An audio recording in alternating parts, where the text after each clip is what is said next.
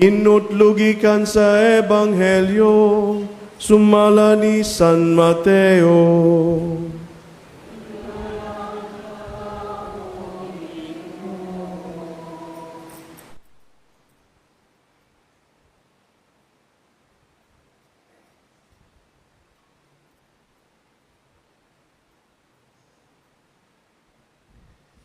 Niadtong panahuna, mitungha si Juan nga magbubunyag ug nagwalid didto sa kamingawan sa Judea. Siya miingon, hinulsuli ug biyain ninyo ang inyong mga sala, kay hapit na maghari ang Dios. Si Juan mao ang gihisgutan sa mga propeta ni propeta Isaías sa iyang pag-ingon. May nagsinggit didto sa kamingawan, andaman ninyo ang dalan sa Ginoo, hawani ninyo ang iyang agian. Ang sapot ni Juan hinimo gikan sa balhibo sa kamelyo. Nagbakos siya og panit, ug ang iyang kalanon dulon og dugos. Nangadto kaniya ang mga tao gikan sa Jerusalem ug sa tibuok lalawigan sa Judea, ug gikan sa kayutaan sa kasikbit sa suba sa Jordan. Isugid nila ang ilang mga sala ug sila gibunyagan niya didto sa suba sa Jordan. Sa pagkakita ni Juan nga may daggang Pariseo ug Saduceo nga nanuol kaniya aron magpabunyag, miingon siya kanila, kamong mga bitin, kinsay nagsulti ninyo nga makalikay kamo sa hapit na moabot nga kasuko sa Dios. Ipakita ninyo nga naginulsol na kamo sa inyong mga sala, pinaagi sa inyong mga buhat. Ayaw kamo panghambog sa inyong pagkaanak ni Abraham. Sultihan ko kamo nga ang Dios makahimo pagkuha ni ining mga bato aron himuo mga kaliwat ni Abraham. Ang wasay andam na aron iputol sa mga kahoy diha sa mga gamot. Ang tanang kahoy nga dili mamungag maayong bunga, putlon og isugnod sa kalayo. Ako nagbunyag kaninyo pinaagi sa tubig aron pagpakita nga naginulsol kamo sa inyong mga sala. Apan ang muanhi sunod kanako, magbunyag kaninyo pinaagi sa Espiritu Santo ug sa kalayo. Siya mas gamhanan pa kay kanako, ug dili ako angay nga bisan gani sa pagbitbit sa iyang sandalyas. Nagkupot siya nigo ug igpapalid aron lainon ang takop gikan sa mga lugas. Tigumon niya ang trigo didto sa kamalig, apan ang tahop iyang sunugon sa kalayo nga dili mapalong. Mga igsuon, ang Ebanghelyo sa Ginoo.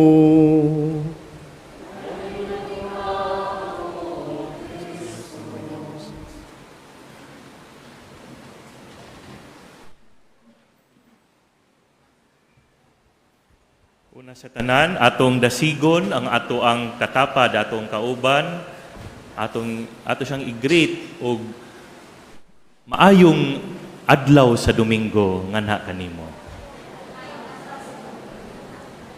Atong sugdan og pagtan-aw kung unsay kaayuhan og maayo niining adlaw nga gihatag, laing adlaw nga gihatag kanato maigsuon sa atong Ginoo sa atong kinabuhi. Mga igsuon niining ikaduhang Domingo sa Adbyento, balik na sab usa kita sa usa ka hulagway nga gipakita kanato pinaagi sa Ebanghelyo ni San Mateo nga ato ang nadunggan. Ang hulagway sa tao og santos nga ginganlan og San Juan Bautista. Siya mao ang tingog, kinahanglan man tog tingog nga misinggit sa kamingawan aron nga mag-andam sa mga kasing-kasing. Di lamang para sa mga Hudiyo, apan apil na usab sa atong karon, ang atong kasing-kasing. Atong kasing-kasing nga ania nagatapok karong adlaw.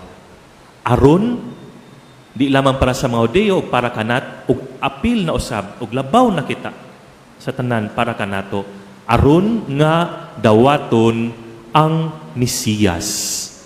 Dawaton nato ang atong Mesiyas, si Jesus.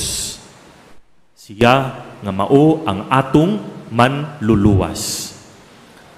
Unsa man ang mensahe ni San Juan atong nadunggan sa unang pagbasa, siya miingon, hinulsuli ug biyai ninyo ang inyong mga sala, kay hapit na maghari ang Dios. Maigsuon, unsa may kahulugan niini para kanato karon ug sa kinatibuk-an nato nga kinabuhi. Hinulsuli ug biyai ninyo ang inyong mga sala, kay hapit na maghari ang Dios. Ang Mesiyas, si Jesus, ang atong manluluwas, mga igsuon, mao ang gasa sa Dios Amahan niining kalibutan para kanato, aron nga kita maluwas ug aron nga magbag-o ang atong kinabuhi. Kay kung anaa ang kaluwasan o kung anaa ang kabag-uhan sa kinabuhi, anaa ang tinud-anay nga kalipay o kasadya, kalinaw sa atong kinabuhi. Busa ang mensahe ni San Juan, dili simple apan importante o kini nagtawag kanatong tanan dinaa sa pagbag-o sa atong kinabuhi aron nga sugaton nato ang gasa sa Dios Amahan. Pinaagi una sa tanan sa paghinulsol, pagbiya sa atong mga sala ug aron nga ato ang dawaton ang manluluwas, si Jesus sa atong kinabuhi. Usa kini ka mainiton, gani mingsinggit si Juan. Timaan nga importante kana nga mensahe kung atong nanay mo singgit na, pasabot niya ana nga all ears, all attention must be given to our moms. Tungod kay importante ug urgent na gyud kana ang iyang mensahe nga na kanato. Sama sa urgency ug importansya para sa tuang kaluwasan ang paghinulsol mga igsuon ug pagbiya sa atong mga sala. Pag-awhag sa pag-abli sa atong mga dalunggan, sa ato ang kasing-kasing, sa ato ang kinabuhi aron pag-adto sa Dios, pagbalik sa Dios. Importante nga ato ang ablihan ang ato ang kinabuhi. Importante nga mubalik kita sa atong Ginoo aron mga igsuon aduna kitay kauban, sure accompanier, matag adlaw sa atong paglakaw.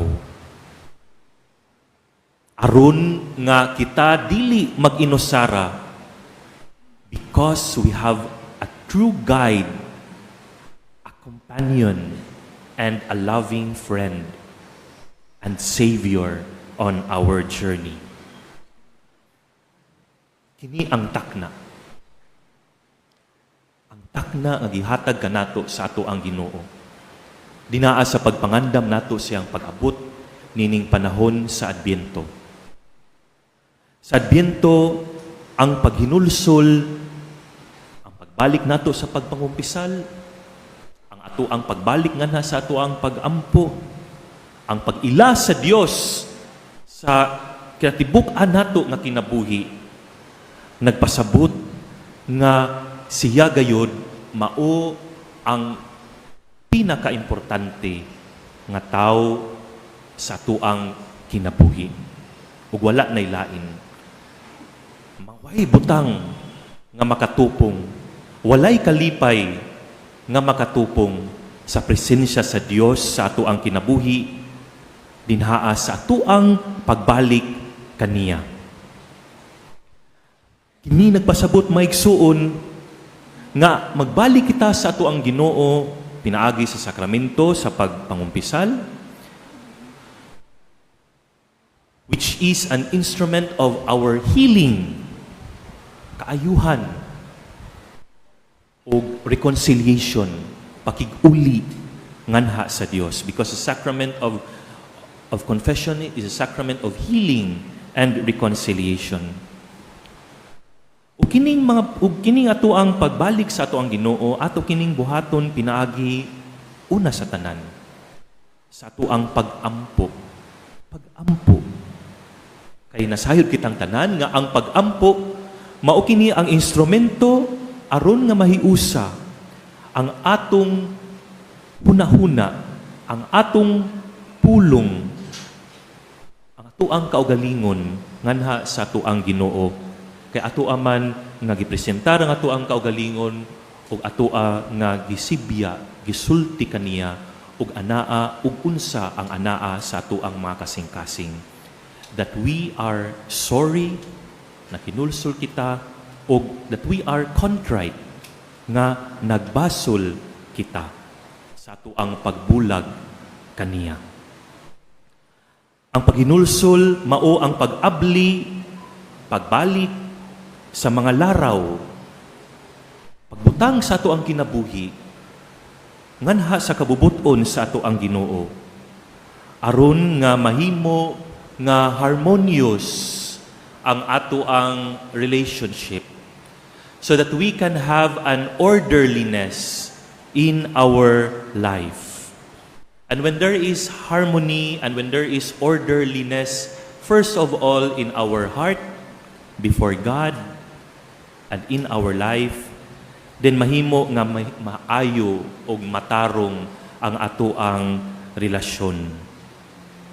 Matulin kita sa ato ang inadlaw-adlaw nga mga desisyon, hain dinaa sa desisyon, anaa usab ang bunga sa ato ang mga lihok, sa ato ang trabaho.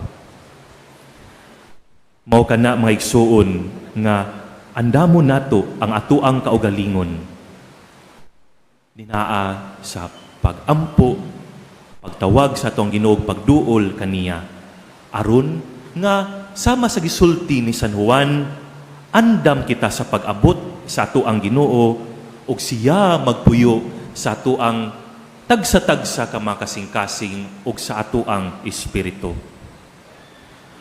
Ug kung tinuod nga atong dawaton ang panawagan ni San Juan, masayod kita nga ang gingharian sa langit hapit na. Hapit na. Tungod kay kita, mga insuon, nahimo nga instrumento ug timaan sa ato ang Ginoo nga nagpuyo sa ato ang tagsa-tagsa ka mga kinabuhi.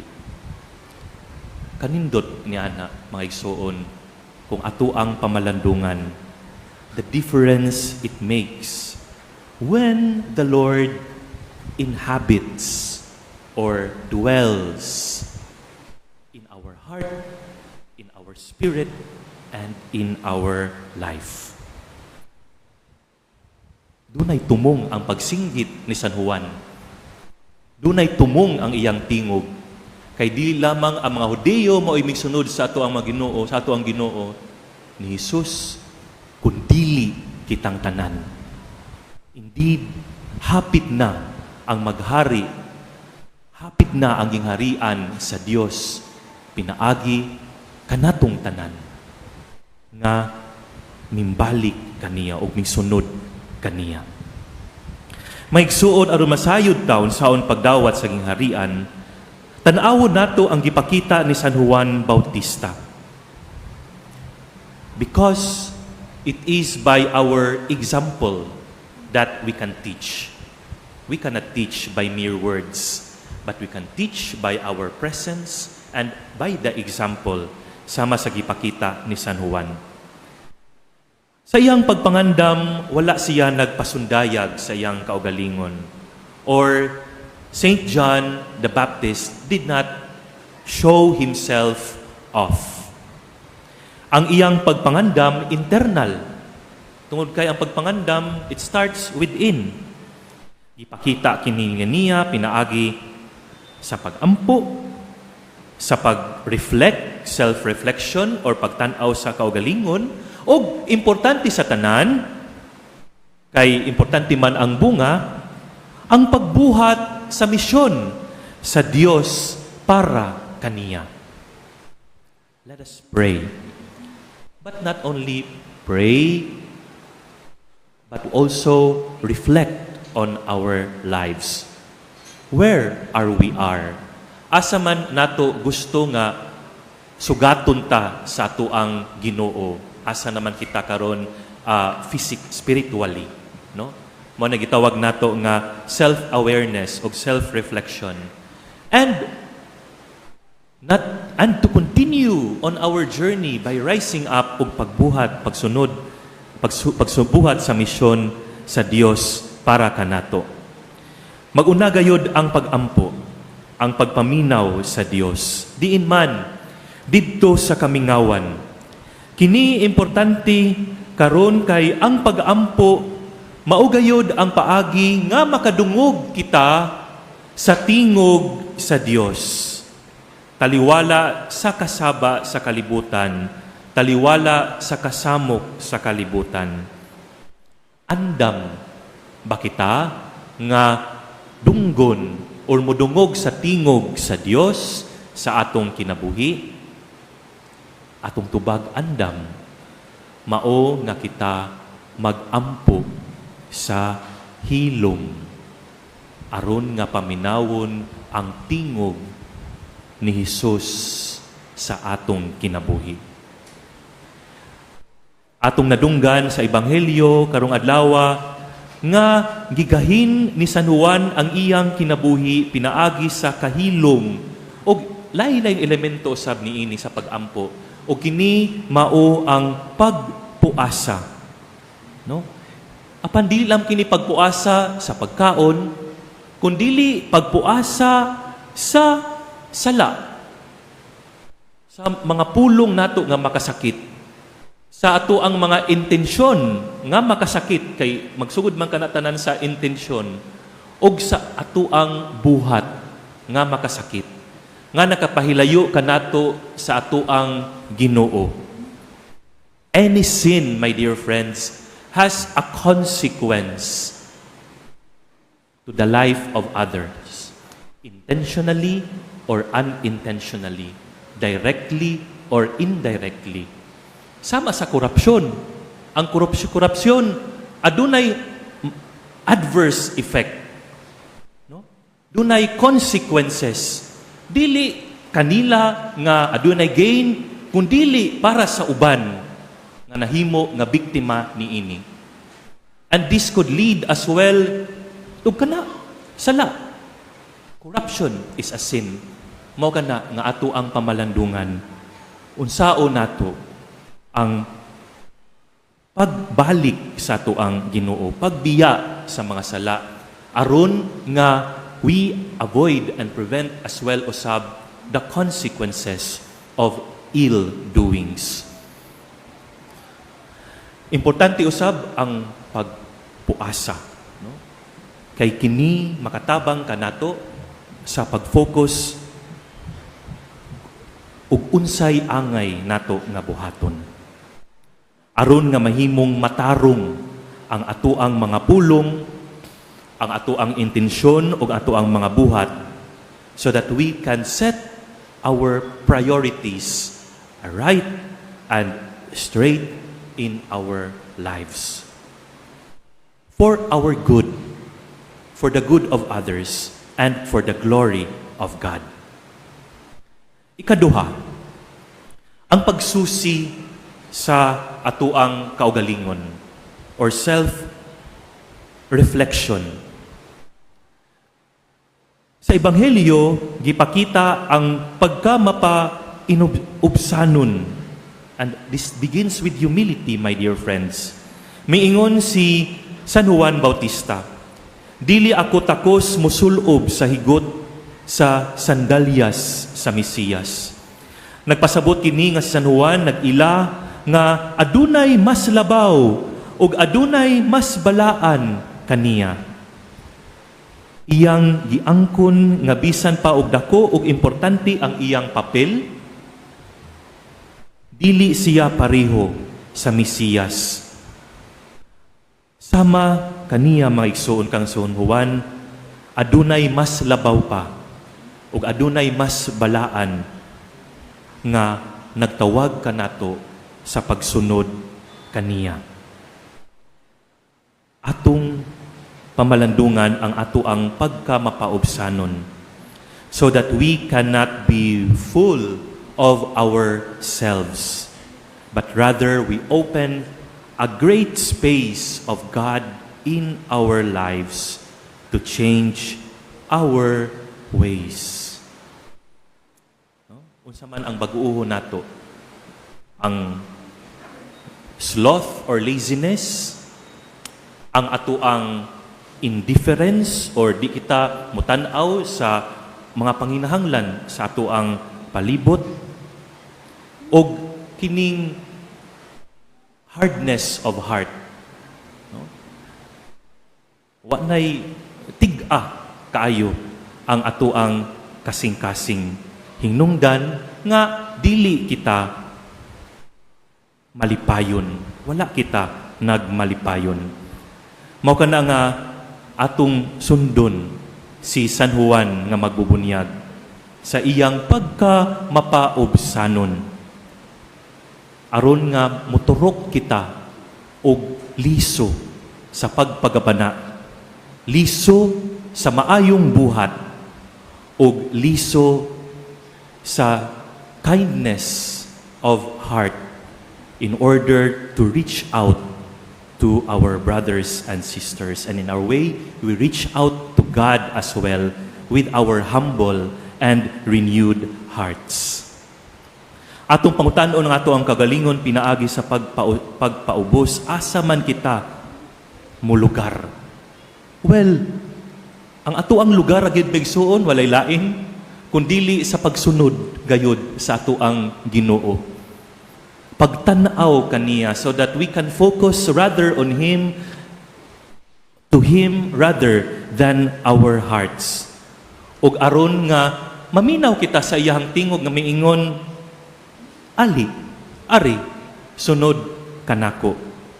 Pasana ang imong cross, kay pasabot ni ana nga nagsunod gayud ikaw sa kabubuton sa ato ang Ginoo nga una sa tanan nagpasan sa cross para sa kaayuhan ug kaluwasan sa kalibutan. Ug pinaagi niini mga igsoon, when we reflect on our lives, and when we reflect on our lives by pointing our attention, our heart, our presence before God, then, my dear friends, mingtubag kita sa kabubuton sa Ginoo nga nagtawag kanato aron nga mahiusa kaniya.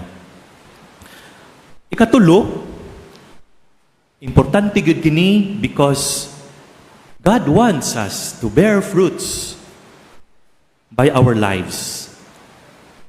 Atong tumanon, atong buhaton ang misyon nga gitagana sa Dios para kanato. Si San Juan nagtudlo kanato nga mahimong God-fearing, God-centered, and God-oriented. Dinha sa pagsunod sa ato ang Ginoo, dinha sa pagbalik nga kanato sa ato ang Dios, mga igsuon, then we can wholeheartedly,